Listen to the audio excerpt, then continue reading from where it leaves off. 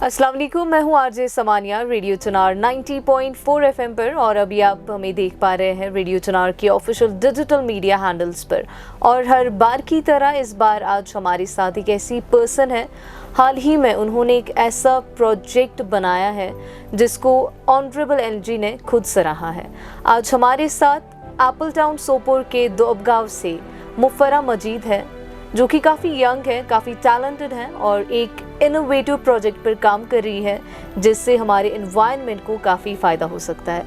मुफर्रा, आपका वेलकम है रेडियो चुनार पर। Thank you so much. Okay, if we talk about your project जिस पर आप काम कर रही हैं, तो हम चाहते हैं कि आप हमारे व्यूवर्स को उसके बारे में बताएं। जी, मैंने एक ऐसा प्रोजेक्ट बनाया है, एक ऐसी इन्वेंशन की है मैंने, जो कि एक बोट है जो सोलर और स्टीम के द्वारा चलती हैं। सोलर पर चार्ज होकर हमारा जो उसमें एक मोटर है वो चलता है, फ़ैन चलता है, वो उसको पुश करता है, और इसके अलावा हमारे पास स्टीम है, जब वेपराइजेशन इवेपोरेशन होती है, वेपर प्रेशर की वजह से वो चलता है। तो ये दोनों चीज़ें ऐड जब होती है, both of them make it more unique. तो ये है मेरा प्रोजेक्ट। राइट। और जो आपका प्रोजेक्ट है, इसका आइडिया आपको कहाँ से आया? लाइक कोई चीज़ देख ली और फिर आपको लगा कि नहीं, मुझे इस पर काम करना चाहिए, या एनवायरनमेंट के लिए आइडिया कहाँ से मिला आपको? ऐसा ही कुछ मेरे साथ हुआ। एक्चुअली जो मुझे बचपन से एक प्रॉब्लम थी कि मैं इलेक्ट्रिकल चीज़ों को तोड़ती थी, फिर उनके अंदर झांकना कि इसमें क्या है, कैसे चल रहा है, वायर्स कैसे जुड़ी हुई है, ये सब कुछ मेरा बचपन से चल रहा था। इवन मेरी मम्मा यूजुअली मुझे डांटती भी थी कि ये बुरी बात होती है चीज़ों को तोड़ना, ऐसा नहीं करते अच्छे बच्चे। बट मेरे फादर को लगता था कि नहीं, इसका कुछ ऐसा आइडिया है तो इसको नहीं रोकना चाहिए। वो जो क्यूरोसिटी, हाँ बिल्कुल। वो फिर अक्सर कोई चीज़ तोड़ी तो फादर के सामने मैं ले जाती थी, अब बताओ ये कैसे हो रहा है, कौन सा कनेक्शन कहाँ से जा रहा है, क्यों जा रहा है, ये सब कुछ। फिर मेरे घर पे एक लाइट थी जो कि सोलर पैनल से चार्ज होती थी, और फिर हम उसको यूज़ करते थे। मैं उस चीज़ में इतनी परेशान होती थी कि ये एनर्जी, ये सनलाइट ट्रैप कैसे हो रही है, ये एक फॉर्म से लेके दूसरे फॉर्म, एनर्जी के एक फॉर्म से लेके दूसरे फॉर्म तक कैसे कन्वर्ट हो रही है, ये स्टोर कैसे हो रही है, फिर ये लेटर ऑन हम यूज़ कैसे कर पाते हैं, ये सब चीज़ें। मैंने वो लाइट खोली, उसके वो कनेक्शंस वगैरह खोले, और मैंने अपने फादर को कंसल्ट किया। मैंने उन्हें पूछा कि आप मुझे बताओ ये कैसे हो रहा है। उन्होंने मुझे समझाया। तो चूंकि मेरा बैकग्राउंड फिजिक्स था तो मुझे समझने में बहुत इजी होता था, और ये मुझे बहुत फैसिनेटिंग लग रहा था। मैंने सोचा चलो इस पे काम कर लेते हैं। फिर अब आप बताएंगे कि बोट ही क्यों, बाकी चीज़ें आपके दिमाग में क्यों नहीं आई? बोट मेरे दिमाग में इसलिए आया कि मैं जिस एरिया में रहती हूँ वहाँ पे दरिया के आर पार जाने के लिए ब्रिजेस दूर दूर तक नहीं है। अगर जाना होगा तो हमें सिंपल बोट का इस्तेमाल करना पड़ता है। एक बार मुझे भी एक दरिया बैंक से लेके दूसरे बैंक तक जाना था, और मैं वेट कर रही थी कि कब वो कश्ती वाला आएगा जिसमें मैं बैठ के जाऊँगी उधर। तो मैंने देखा वो जो ड्राइव कर रहा था वो बोट, वो एक बहुत ही बूढ़ा आदमी था, और मुझे seriously I was feeling bad for him कि इतनी ओल्ड एज में, जहाँ इसको रेस्ट की ज़रूरत है, जहाँ हम अपने मतलब पेरेंट्स, ग्रैंड पेरेंट्स को कोई काम नहीं करने देते, वहाँ ये बेचारा इतना स्ट्रगल कर रहा है अपनी फैमिली को फीड करने के लिए। तो फिर इस चीज़ में सोचती रही हूँ, मैं अपने फादर से कहती थी कि मुझे उसके लिए बहुत बुरा लग रहा है। फिर मेरे दिमाग में आइडिया आया, क्यों ना मैं अपना ये सारा जो भी कॉन्सेप्ट है एक बोट में इम्प्लीमेंट करूँ, और मैंने अपने फादर को कंसल्ट किया। उन्होंने बोला ये बहुत अच्छा आइडिया है, आप एक बार कर दो। तो मैंने ये सोलर वाला जो भी चीज़ें थी ये उससे निकाल के इसमें फिट कर दी। बहुत सारे टाइम्स ऐसे भी आए कि ये फेल हो गया, लेकिन फाइनली हमने इसको फंक्शन कर दिया।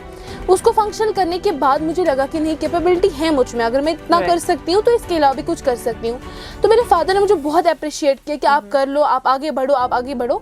फिर मैंने इसमें स्टीम का ऑप्शन ऐड किया। फिर दोनों चीज़ें जब फंक्शनल हो गई तो मैंने इसको मीडिया के सामने रख दिया। वाह, एंड आप पे काफ़ी सारी स्टोरीज ऑलरेडी हो गई, और आपके काम को, आपके प्रोजेक्ट को काफ़ी ज़्यादा सराहा जा रहा है। जैसे ऑलरेडी हमने कहा कि ऑनरेबल एलजी ने भी इस प्रोजेक्ट पर बात की है।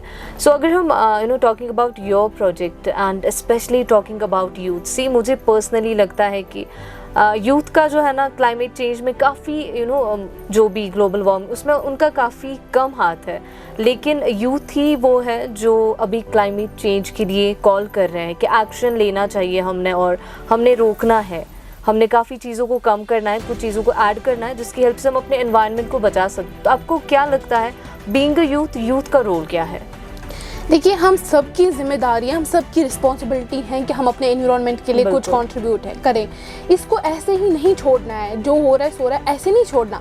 और यूथ ही वो कम्युनिटी, यूथ ही वो लोग हैं जो इसको चेंज कर सकते हैं। बिल्कुल। और मुझे लग रहा है कि यूथ बहुत कॉन्शियस हो रही है इस चीज़ के रिलेटेड, तो हम सबको इसमें काम कर लेना चाहिए। राइट। तो मेरे हिसाब से हम सबकी जो जिम्मेदारी है, हमें इसके लिए देखना चाहिए कि ये काजेज क्या है, इतने क्रिटिकल चैलेंजेस जो हमें फेस करने पड़ रहे हैं, इनके काजेज क्या है, इनके लिए प्रिकॉशंस क्या है, और उन सब पे हम मिल के सब उस पे काम करें। इसी रिगार्डिंग अगर मैं अपने इसका बताऊं अपने प्रोजेक्ट का, तो मेरा प्रोजेक्ट जो है वो एनवायरनमेंट फ्रेंडली है, वो नो पोल्यूशन वाला एक प्रोडक्ट है, तो वो एनवायरनमेंट के ग्रीनरी के लिए बहुत कंट्रीब्यूट करेगा। राइट। और अभी आपके क्या प्लान्स हैं अपने फ्यूचर प्रोजेक्ट्स को लेकर, या जिस पर आप स्टिल अभी काम कर रही हैं? मेरा तो होली एंड सोली पूरा इंटरेस्ट अभी इसी में है, मैं इसी पे काम कर रही हूँ। इसमें और सारे मेरे पास रॉ आइडियाज़ हैं, मैं सोच रही हूँ कि वंस वो मेरे पास पूरे तरीके से क्यों ना आए, तो उसके बाद मैं उनको इसमें इम्प्लीमेंट करूँगी। मैं इसको और ज़्यादा बेहतर और ज़्यादा यूनिक बनाने में काम राइट। अगर हम बात करें हमारी गारमेंट की, जैसे आपको ऑलरेडी सराहा गया आपके काम के लिए, आपको क्या लगता है कौन सी ऐसी हेल्प मिलनी चाहिए आप जैसे यूथ को, जहाँ पर और ऐसी इनोवेटिव चीज़ें प्रोड्यूस कर पाएँ हम? देखिए, हमारे पास टैलेंट तो होता है, लेकिन हमारे पास शोकेस करने के लिए प्लेटफॉर्म्स नहीं होते हैं। सबसे मेन चीज़ यही है। अगर किसी के दिमाग में कोई आइडिया आ रहा है, तो उसको प्रैक्टिकल करने में, उसके प्रैक्टिकल्स में हमारे पास वैसी लैब्स होनी चाहिए, वो जहाँ पे हम वो शोकेस कर सकते हैं, ये होना चाहिए।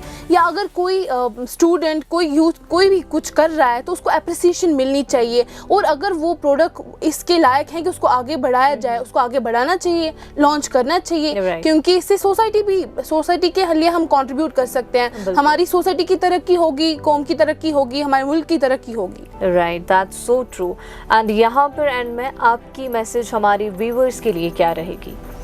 मेरी व्यूअर्स तक यही मैसेज रहेगी कि अगर आपके पास कोई टैलेंट है, come and showcase your talent. आप ऐसे डिसअपॉइंट ना हो।